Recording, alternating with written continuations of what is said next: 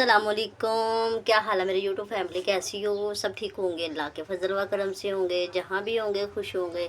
अल्लाह सबको अपने हिफ्ज़ व अमान में रखे। और इसी छोटी सी दुआ के साथ आज का व्लॉग शुरू। तो आज के व्लॉग के साथ हम आपके साथ शेयर करते हैं अपने रूटीन दोपहर की। तो चलो, दोपहर की रूटीन करने के साथ साथ हम आपके साथ कुछ और भी शेयर हो जाएगा। तो चलो, अच्छा हम करते हैं आपके साथ शेयर। तो चलो चलते हैं हम।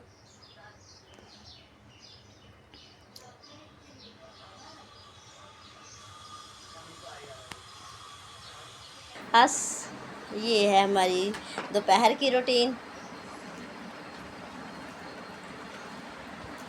सलाद और साथ दाल और क्या है साथ, और करेला प्याज, करेले प्याज, करेला प्याज ही।